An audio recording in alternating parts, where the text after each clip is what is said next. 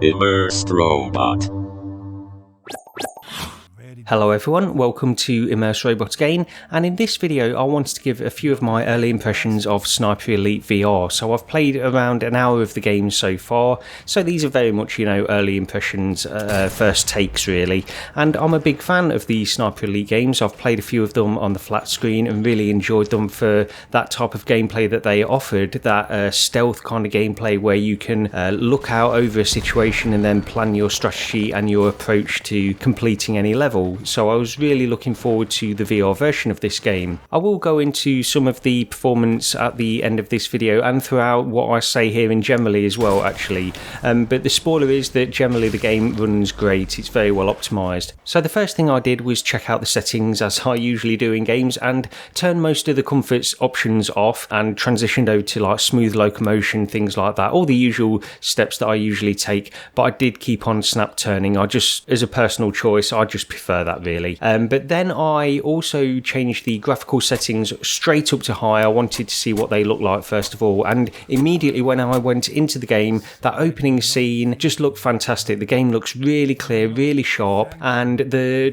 vibrancy of everything looks great. It's a very good looking game on the PC, and of course I should probably mention at this stage I am running on an RTX 3080 with a Ryzen 5 5600X. You can see the full specs of my PC in the description to this video as always, and I'm running the game on a Valve Index headset. I also started out at 90Hz refresh rate on the Valve Index at 100% SteamVR super sampling just to test it at those base levels. But I very quickly started to see that I could play around with the SteamVR settings, and I altered the refresh rate around, changed the resolution scaling quite a bit as well, experimented with all of these different things, which I won't really go into here because generally I settled on 144Hz, 144 frames per second at 150% SteamVR super sampling, and generally I was able to maintain that. Now there were the occasional dips, as there usually are now and again, but the consistency of performance in this game is really impressive. There were, most of the time you would see that both the GPU and the CPU frame timings were very, very consistent, and it was only, when occasional set pieces and things like that happened that you would see these occasional dips. Not that I really noticed them in the headset in the heat of the action, so it wasn't really a big deal even then.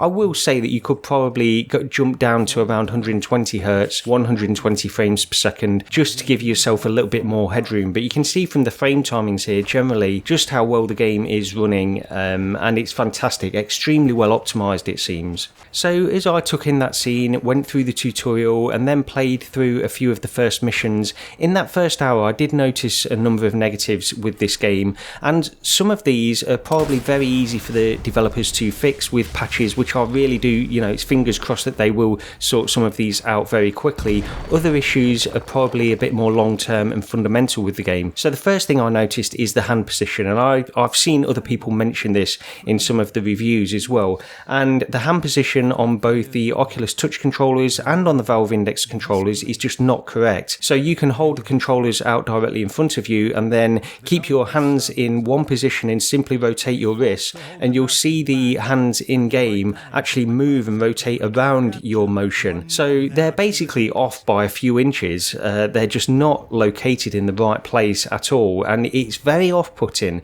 when you're used to playing games which just have that step. It's such an easy thing to fix as well, so hopefully they'll sort that out soon. And the other thing is the gripping in the game. You do have a few options with this, so maybe I just need to check out some of these options in terms of the gripping, but I found it a little bit finicky just in this first hour as I was going through. I kept finding myself holding the index controllers, in quite a natural way, I think, but often I'd find that I was just gripping things and picking things up accidentally, both on my belt and just in the world as I was wandering around as well. So I probably just need to change some of those settings, but it was a little bit finicky for me. And the other thing, one of the other major things for me is the lack of room scale. So this is probably a remnant because it's a PSVR game as well, but it's probably a remnant of the development on that side as well. So there is no room scale as far as I can see, and whenever you go slightly out of your what it designates as your play area, then you'll get a message pop up on your display and you won't see anything. The screen will go black and you'll just get this message displayed. So I found this really strange, because whenever you're sort of dodging behind things or ducking down too much, you'll get this message displayed and it completely takes you out. And not only that, I think you're still taking damage as well at that time. So it can become a real battle of frustration when things like that happen. So this lack of room scale is quite a big issue for me, and it's getting in the way of my enjoyment. So again, maybe I can find something in settings. I did look for it, but I couldn't find anything. If anybody's got any tips for me with regards to that, then that would be appreciated. And perhaps it's just something I'm missing, because it seems like such a big omission when you're playing on Steam VR. And even with the Oculus Quest port of this, you'll still have a room scale kind of experience. So it seems like they've locked everything into the lowest common denominator of PSVR in terms of the room scale dynamics that can offer, which is a real shame in my book. But then there is another main issue, which is probably the most fundamental, which they can't really change this. Now, again, I'm speaking from somebody that has only played around the first hour of the game, a few missions in, and so far the levels are very small, orchestrated and linear experiences, which is not Sniper Elite to me. Now, maybe the earlier games which I didn't play were like that, but the games that I have played are more sort of open world levels where you can look at any given situation, plan your strategy, plan your approach to completing these missions, and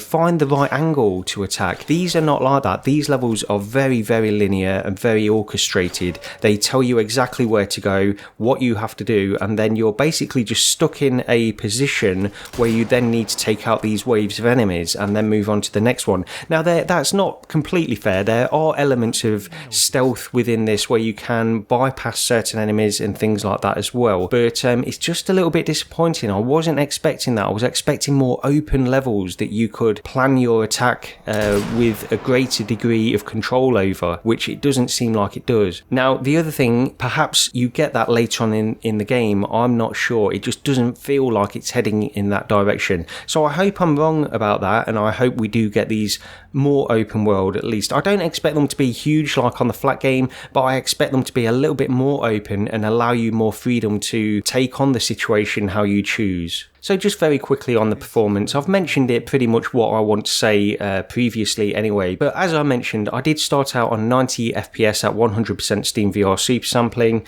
I then very quickly went up to 120 Hz in the Valve Index, 120 FPS, and I could just keep pushing things up further and further, and it just quickly became apparent that the setting I was probably going to be using was 144 Hz, 144 frames per second native, and at around 150% Steam VR super sampling. I did try 200% Steam VR super sampling and it could generally handle it fine, but there were more dips with that setting, so I wanted to play it a little bit safer and I dropped it down to 150% because there wasn't a lot of noticeable difference even in terms of clarity and sharpness between 150 and 200 in this game anyway. So overall, I'm not sure I'm completely sold on Sniper Elite VR at the moment, which is quite a big disappointment. I was really looking forward to this game, but it does feel very polished, and hopefully some of the things that I've mentioned will be fixed in patches relatively quickly. The hand position is such a simple thing. I would expect that to be patched probably by the time this video comes out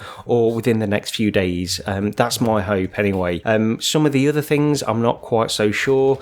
This room scale message is a big issue for me at the moment, and again, perhaps I'm just missing something and somebody can help me out in comments with that. And the last thing, I just really hope that the levels do open up a little bit and allow you to explore more of the surrounding environment before you go in and take out the people you need to take out. That's just what I hope, but this might not be that kind of game, which again is just a little bit disappointing for me at this stage. So, I need to put a lot more time in. I guess that's the takeaway. I've played around an hour, not really enough, but these are just some of my very quick first impressions. So let me know what you think if you've picked up this game and how you're getting on with it, and perhaps you can help me with some of the issues that I'm having too. But yeah, that's pretty much it from me. I'll play a few more hours of this and hopefully report back back sometime next week with some more impressions on this game. But that's it for this video. Thank you very much for watching, and I'll see you next time.